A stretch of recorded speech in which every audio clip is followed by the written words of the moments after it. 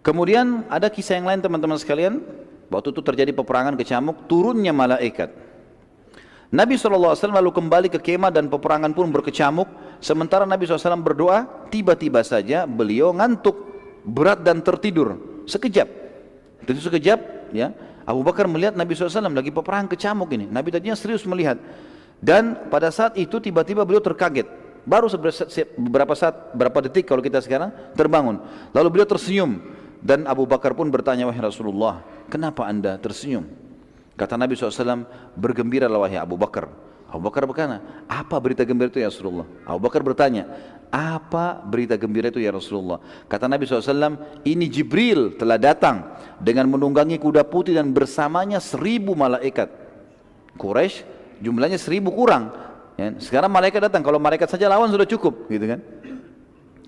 Belum pernah teman-teman sekalian, kata ahli sejarah, malaikat terlibat dalam peperangan kecuali perang Badar. Ini pendapat yang paling kuat. Peperangan yang lainnya Allah SWT tidak turunkan lagi bantuan malaikat, tapi mereka hadir menyaksikan, iya. Tapi ikut berperang tidak pernah kecuali di Badar. Nabi SAW lalu keluar dari kemahnya, kemudian beliau menggenggam tanah dan melempar tanah tersebut ke arah Quraisy sambil beliau bersabda, sungguh terhina wajah-wajah kalian. Beberapa sahabat yang pada saat itu di perang Badar masih dalam keadaan kafir berkata, demi Allah, waktu Nabi SAW melempar tanah itu kami menyaksikannya. Dari pasukan kafir kami menyaksikan. Mereka masih kafir, nanti masuk Islam. Dan tidak seorang pun di antara kami kecuali kena matanya debu itu. Lemparan pasir, padahal cuma segenggam ya. Ratusan orang ini semuanya kena dengan itu. Pelemparan tanah tersebut Allah ceritakan dalam Al-Quran.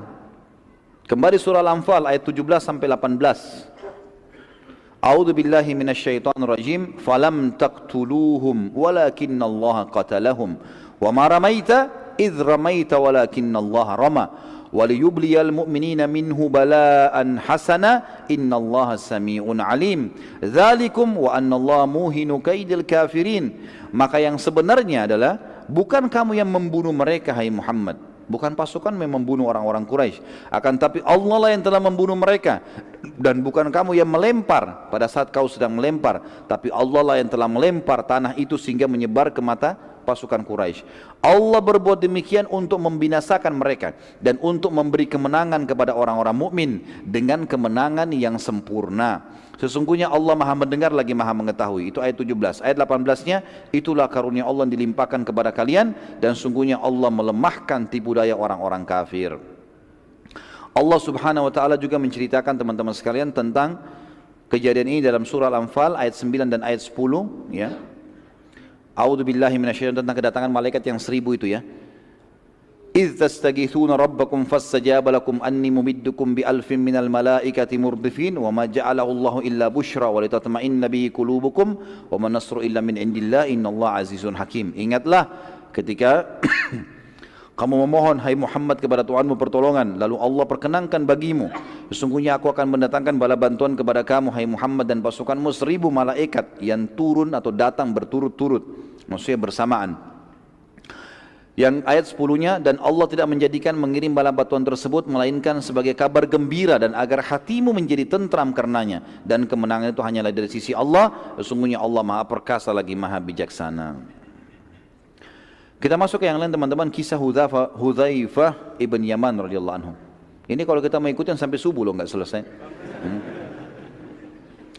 Ini panjang kisahnya. Nabi SAW memerintahkan agar muslimin tidak membunuh Abul Bukhturi karena ia yang telah membatalkan pemboikotan terhadap Nabi SAW dan Bani Hashim juga Bani Muttalib. Masih ingat Abul Bukhturi?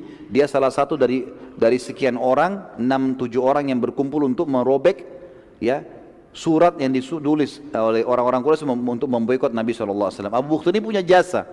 Hadir di perang Badar, Nabi SAW mengatakan jangan bunuh Abul Bukhturi. Kalau temui dia hindari saja, jangan ada yang membunuhnya. Pada saat itu juga Nabi SAW melarang untuk membunuh siapapun dari Bani Hashim karena mereka ikut berperang terpaksa. Terlebih lagi Bani Hashim sudah banyak yang pulang. Tinggal dari Bani Hashim beberapa orang, diantaranya Abbas. Maka kata Nabi SAW, terutama Abbas pamanku jangan ada yang bunuh, karena dia keluar membenci, tidak suka. Nabi SAW tidak larang kalau ada di antara muslimin mungkin yang menyerang Abu Lahab, paman Nabi, tapi kafir memang. Abbas tidak berbeda, membenci itu, tidak suka, tapi dia terpaksa. Salah seorang dari sahabat namanya Hudzaifah bin Yaman radhiyallahu anhu sempat marah dengan Quraisy karena beberapa kerabatnya telah terbunuh di peperangan itu, di perang Badar. Dia bilang, apakah kami melihat mereka Quraisy membunuh sanak kerabat kami dan kami akan membiarkan mereka? Demi Allah, bila aku ketemu dengan Abbas pasti aku akan hantamkan pedangku ini ke wajahnya. Jadi ternyata Nabi SAW larang, tidak boleh kan? Tapi dia emosi, dia bilang kalimat itu. Sahabat ini mulia, Hudzaifah bin Yaman terkenal, orang yang sangat mulia.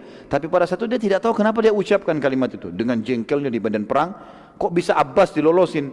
Kalau Abbas ketemu saya akan bunuh, gitu kan?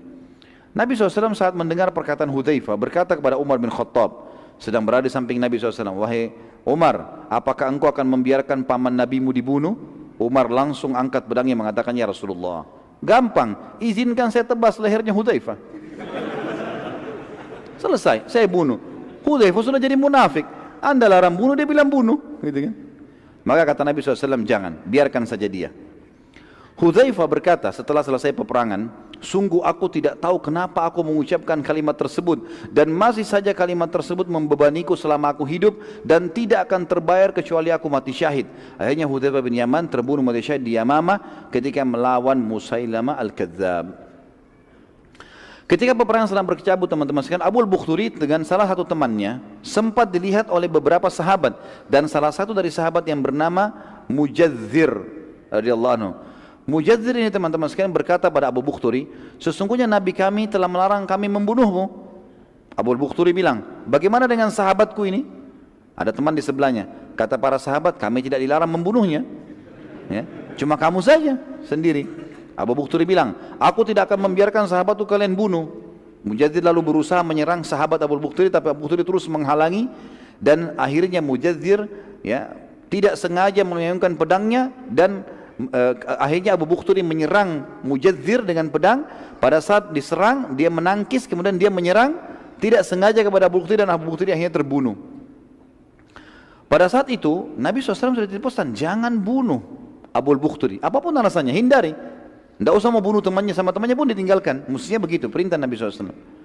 Mujadzir segera menghadap diri kepada Nabi SAW dan berkata, demi Allah wahai Rasulullah, aku tidak mau membunuhnya, tapi ia terus menyerangku hingga aku harus membela diri dan akhirnya membunuhnya. Terus saja Mujadzir meminta ridho Nabi SAW sampai Nabi SAW memaafkannya.